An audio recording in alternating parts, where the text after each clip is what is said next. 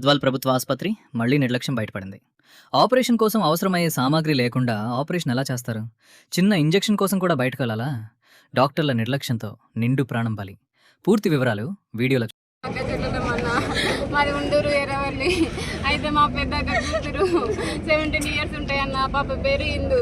అయితే ఆ పాపకి నార్మల్గా కడుపు నొప్పి వస్తుందని రాత్రి 10:30 గట్ల ఈ హాస్పిటల్ ఓపెన్ ఉంటుందని గవర్నమెంట్ హాస్పిటల్ తీసుకొచ్చినామన్న. తీసుకొస్తే ఆ రోజు అంతా నార్మల్ ట్రీట్మెంట్ చేసినారు. సెలెన్స్ పెట్టినారు, ఇంజెక్షన్స్ చేసినారు. ఇంజెక్షన్ చేసి సెలెన్స్ పెట్టి అదే ఆ రోజు రాత్రి అవన్నీ తీయడానికి ఎవరు లేరు, ఎక్స్రే తీయడానికి ఎవరు లేరు. మీరు అందరు ఇంటికి పోయినాక వచ్చినారు. ఎమర్జెన్సీ వస్తే కూడా అసలు ఏం తీయలేదు. మాకు మార్నింగ్ తీస్తాం, మేము 9 గంటలకు తీస్తాము అని చెప్పినారు. సరేలే అని చెప్పి అవన్నీ ఎక్కించుకున్నాము, సూదులు పెట్టించుకున్నాము. పిల్ల అంతా ఆగమైంది, అంతా కుచ్చి కుచ్చి పెట్టినారు సార్. తర్వాతకి ఏం చేసినారు అంటే పొద్దున 9 అవుతుంది. అప్పుడు ఈసీజీ అవి తీపిస్తే అవి కూడా చక్కగా రాలేదన్నారు. మళ్ళీ మీరు బయట పోయి తీసుకురా నన్ను బయటకి రెఫర్ చేస్తే ఆడ రాసిస్తే చిట్టి మేము తీసుకొని పోయి బయట పోయి సిటీ స్కాన్ చేయించినాము, ఈసీజీ చేయించినాము, బ్లడ్ టెస్టులు చేయించినాము సార్. అన్ని చేయించినాము, మొత్తం బాడీ స్కాన్ కూడా చేయించినాం సార్. మొత్తం చేయించి రిపోర్ట్ వాళ్ళ చేతిలో పెట్టినాము. పెట్టిన తర్వాత వాళ్ళు రిపోర్ట్లు 11:30, 12:30 అట్లా అవుతుంటుంది. ఆ టైంలో ఆ మధ్యలో చూసిండ్రు. చూసి ఆ పాపకి అపెండిక్స్ ఉందమ్మా అని చెప్పినారు. నేను అడిగినా, నీమే భయపడుతుంది, మా అక్క భయపడుతుందని పక్కన నేనున్నా. నువ్వు భయపడద్దని చెప్పినాను. ఏమైంది సార్, ప్రాబ్లం ఏమైనా సీరియస్గా ఉందా అని అంటే, ఏం లేదమ్మా మైనర్ సర్జరీ, చిన్నగా ఉంది. అపెండిక్స్ అంటే నీకు తెలుసు కదా, చాలా మందికి కూడా ఆపరేషన్స్ చేసినాము, మీరు ఈ హాస్పిటల్లో కూడా రెఫర్ చేసుకోవచ్చు, అడగవచ్చు అని చెప్తున్నాను. అడగండి, అంత కలిసి అందరికి బాగా అవుతుంది, మీకు కూడా చేస్తాం, మీకు ఏ ప్రాబ్లం కాకుండా చేస్తాము అని చెప్పి రిపోర్ట్ తీసుకొని పోయినారు.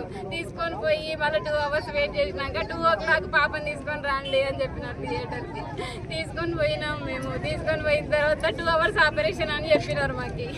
అప్పుడేమో ఏం ప్రాబ్లం లేదు, మంచిగా అవుతుంది అని చెప్పి లోపల తీసుకొని పోయినారు సార్.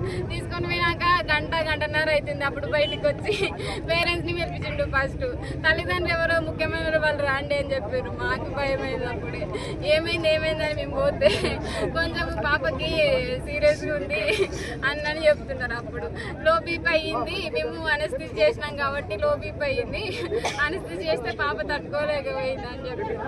అనస్థితి వల్ల లో బీపీ అయ్యింది, కొంచెం శ్వాస తీసుకోలేకపోతుంది, ఆక్సిజన్ సిలిండర్ పెట్టినాము, మిషన్ ద్వారా అందిస్తున్నాము ఆక్సిజన్ అని చెప్పినారు.